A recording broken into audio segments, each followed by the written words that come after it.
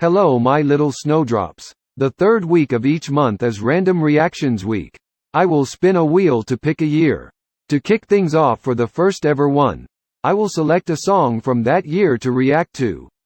Then I'll spin the wheel again to choose the next year. You can comment on this video to suggest songs from that year, and I will select one of your suggested songs to react to next month. We'll repeat that through 2024. Clear as mud? Good. Let's go.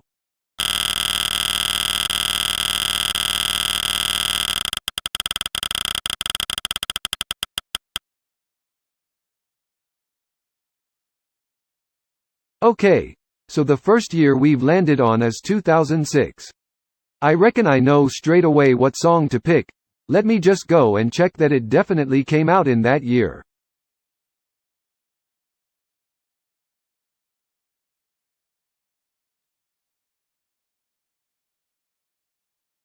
Great, I was correct. Okay, for this first random reaction we are going to go with a song called The Pot, by an American rock band called Tool. The Pot was released as a promotional single from Tool's fourth studio album 10,000 Days. It became Tool's first #1 song, topping the Billboard mainstream rock chart in 2007. It also received a Grammy nomination for Best Hard Rock Performance in 2008. Shall we have a listen? Who are you to wave your finger? You must have been out your head. I hold deep in muddy waters. You practically raised the dead. Rob the grave to snow the cradle, then burn the evidence down. Soapbox house of cards and glass, so don't go tossing your stones around.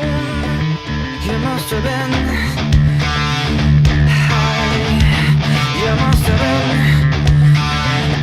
high. You must have been.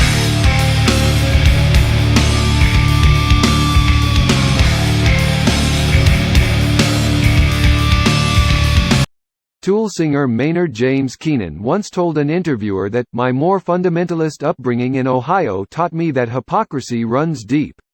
And in a Guitar World interview, Tool's guitarist, Adam Jones, confirmed the song to be about hypocrisy, but also a double entendre that refers to both the colloquial term for marijuana, and believing oneself to be above others, deriving from the phrase, "the pot calling the kettle black."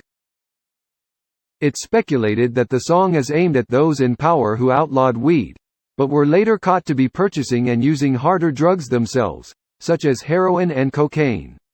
If this is true, the repeated refrain, "You must have been high," is both a literal accusation and a declaration of outrage and disbelief.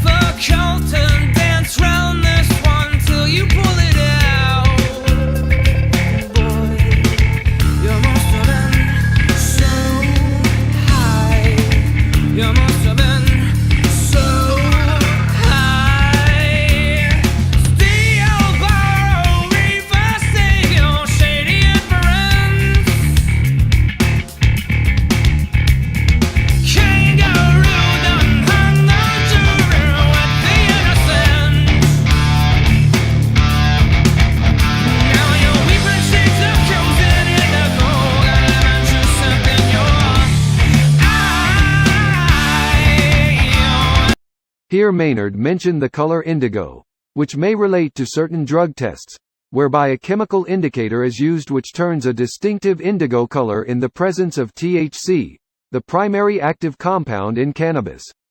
But also, did you know that indigo has a wavelength of just slightly higher than 420 nanometers? And 420 is a well-known pot reference. It is often erroneously attributed the origin of the term to a police code, but the true origin is much more interesting than this. In 1971, 5 high school students in San Rafael, California, used the term 420 in connection with a plan to search for an abandoned cannabis crop, based on a treasure map made by the grower. Calling themselves the Waldos, because their typical hangout spot was a wall outside the school, the 5 students designated the Louis Pasteur statue on the grounds of San Rafael High School as their meeting place, and 4:20 p.m. as their meeting time. The Waldos referred to this plan with the phrase, 420 Louis. After several failed attempts to find the crop, the group eventually shortened their phrase to 420, which ultimately evolved into a code word the teens used to refer to consuming cannabis. April 20th has since become an international counterculture holiday based on the celebration and consumption of cannabis. Events typically advocate for cannabis liberalization and legalization, half celebration and half call to action. As marijuana continues to be decriminalized and legalized around the world, cannabis activist Steve D'Angelo notes that, even if our activist work were complete, 420 morphs from a statement of conscience to a celebration of acceptance, a celebration of victory, a celebration of our amazing connection with this plant, which will always be worthy of celebration.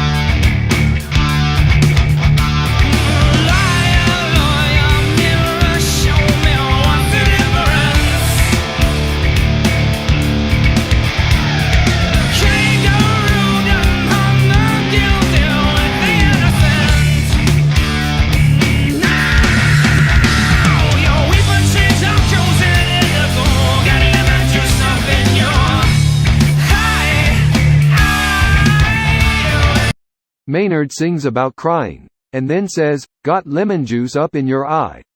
It is thought that this is referring to the lemon juice being used by actors and actresses to induce crying, when a role called for tears on cue during filming.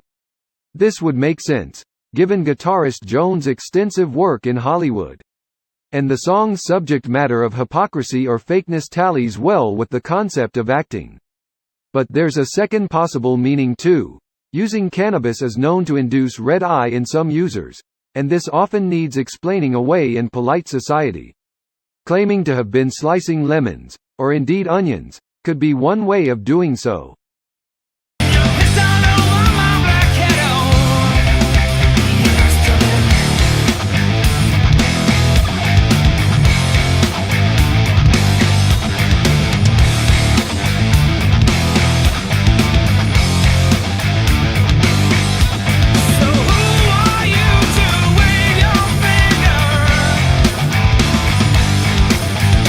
Who are you to wave your finger?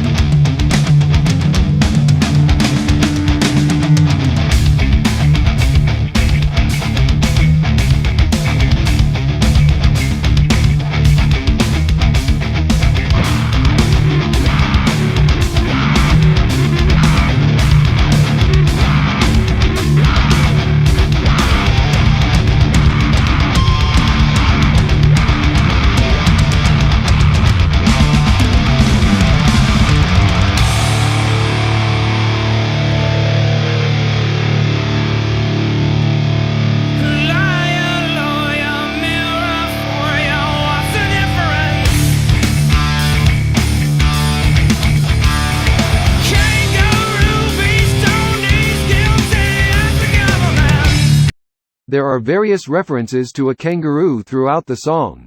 "Kangaroo done hung the juror with the innocent," and "Kangaroo be stoned. He's guilty as the government."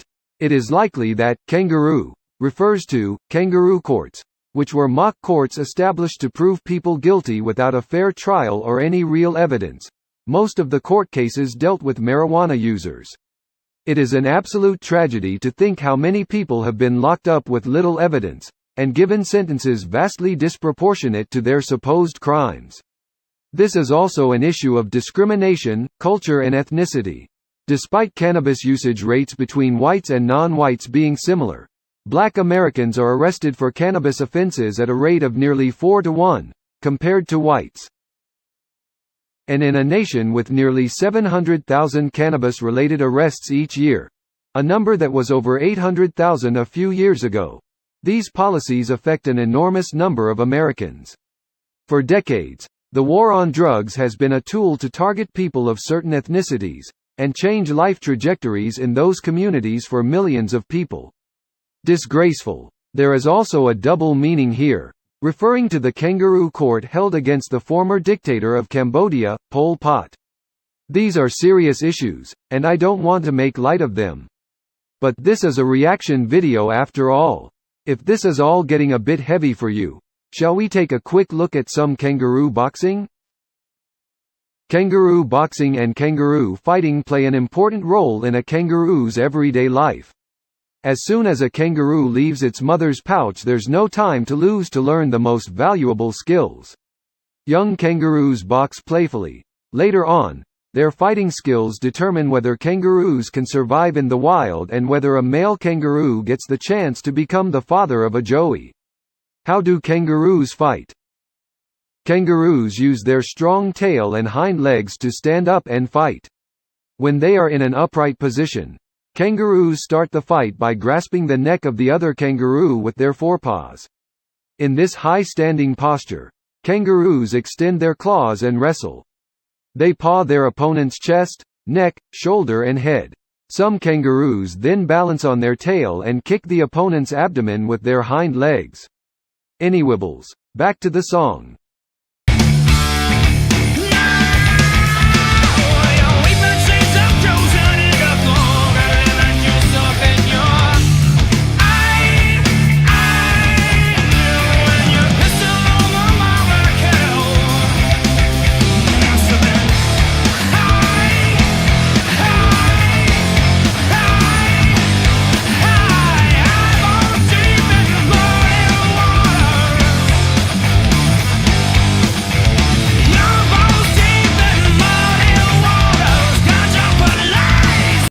Although this line is documented as being, "Ganja please," it is often noted that it also sounds like, "Ganja po lies," a combination of "police" and their lies.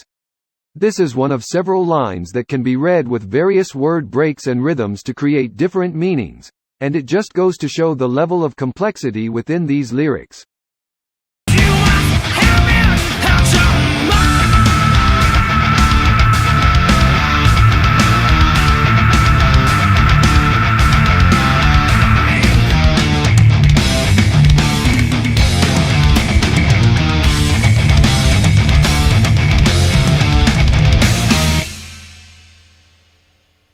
Wow, this is the first time I've reacted to a Tool song, and I enjoyed it very much. A popular article describes the song as an almost Shakespearean mixture of vulgarity and high vocabulary, peppered with double entendres and all wrapped around an unmistakably clear and serious thrust. The song represents the heights of what well-written song lyrics can do. I couldn't have put it better myself. I look forward to exploring more songs in Tool's catalog when the time comes, preferably one with a video, as I've heard they are very good. Rock Radio reported that a music video was filmed for this song during the holiday season in 2006. However, it never surfaced. As well as playing guitar, Adam Jones has experience in special effects and set design in the Hollywood film industry, and is the director of the majority of Tool's music videos. As a child, he had an interest in animation, turning his ideas into three-dimensional sculptures, which explains why Tool's music videos often had 3D clay effects. Jones worked on several other films in Hollywood doing makeup and set design, including Jurassic Park, Batman Returns, Terminator 2, Judgment Day, Dances with Wolves, A Nightmare on Elm Street 4 and 5, and Ghostbusters 2. And as for this song? In 2007, Jones received the Grammy Award for Best Recording Package as art director for his work on the album It Came From, 10,000 Days. Okay, let's wrap up. For now I am at the mercy of the spinning wheel once again. Let's have a spin and see what year we end up with.